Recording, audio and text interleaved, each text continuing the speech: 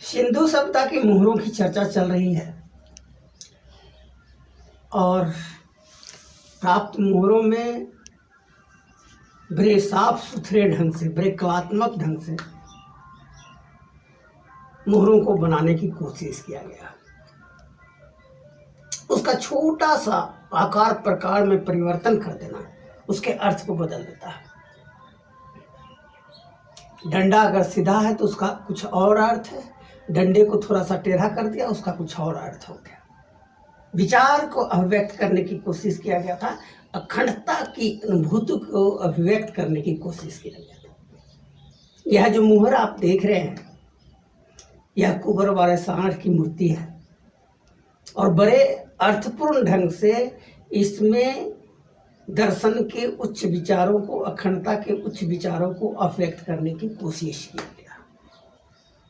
यह मुहर तृतीय चरण का शुभारंभ और द्वितीय चरण का अंतिम स्थिति को दर्शा रहा है,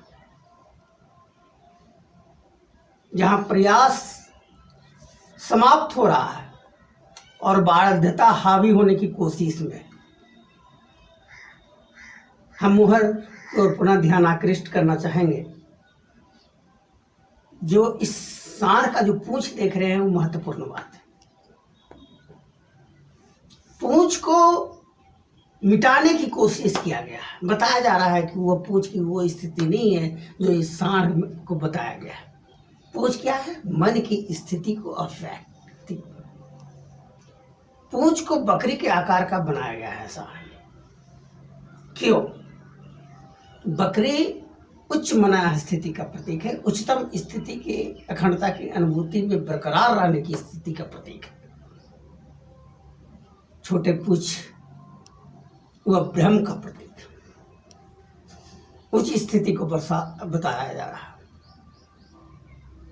और इसमें जो अक्षर है वह दर्शन की उच्चतम स्थिति को दर्शा रहा है, जब विभिन्न अनुभूतियों से साधक परिचित हो जाता है वैज्ञानिक ढंग से।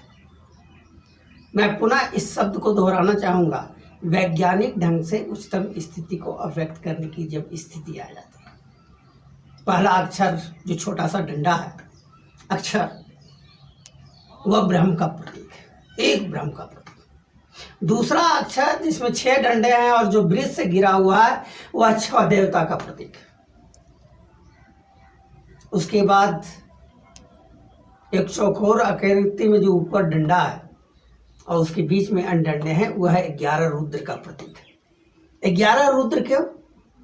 उसके हर एक डंडा एक की अभिव्यक्ति कर रहा है और 11 रुद्र होता है तो उसको 11 डंडे के माध्यम से अभिव्यक्त करने की कोशिश किया गया। 8 जो हैं वसु उसको अभिव्यक्त किया गया अगले अक्षर में। 3 इधर डंडे और बीच में दोनों तरफ से जो डंडा मिला है वह मन और आकाश का प्रतीक है। जब मन और आकाश जो अलग अलग होता है एक स्थिति में आ जाती है, एक लय में आ जाती है, एक बाध्यता में आ जाती है, वह वसु। और यह जो देख रहे हैं यू आकार, उसमें बीच में जो डंडा है, बीच के डंडे में नीचे की ओर कुछ फैली हुई स्थिति है, वह 3 काल को बता रहा है। और जो सींग के पास का जो अक्षर है, सींग क्या चीज का प्रतीक है? स्मृति और बुद्धि का प्रतीक है।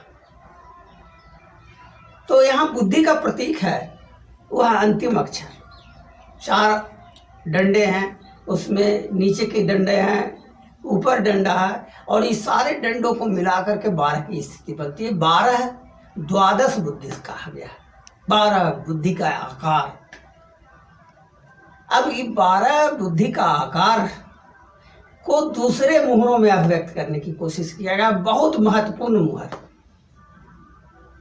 अंतर्विज्ञान की अभिव्यक्ति की शीर्ष स्थिति को बताया जा रहा है।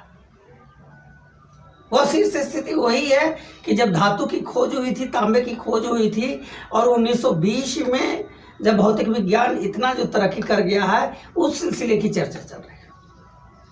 आप धातु युग के शुभारंभ में हैं और 1920 की कल्पना नहीं कर सकते हैं कि भौतिक विज्ञान इतनी तरक्की कर गया है। उसी तरह 1920 में अंतर्विज्ञान कितना तरक्की कर गया था 5000 साल पहले, उसकी कल्पना नहीं हो पाई। वह अखंडता की अनुभूति के पश्चात इस मुहर के माध्यम से इन जो चीज़ों को बताया गया है उनको एक बार पुनः समझ लेने की जरूरत है। एक ब्रह्म, 8 देवता, 11 रुद्र, 3 काल, 8 वसु और 12 बुद्धि। या दूसरे अन्य शास्त्रों में भी इसका कुछ वर्णन मिलेगा परंपरागत रूप से। और ये हर एक लेटर पर अच्छी व्याख्यान दिया जा सकता है। जैसे हम अगले मुहर में 12 बुद्धि पर विशेष चर्चा करेंगे, क्योंकि 12 बुद्धि से संबंधित एक मुहर सिंधु सभ्यता में मिली है और उस पर किसी भी तरह का चित्र नहीं है, बल्कि 12 बुद्धि को स्पष्ट रूप से व्याख्या किया गया है। उसके बारे में अगली बार में हम चर्चा करेंगे।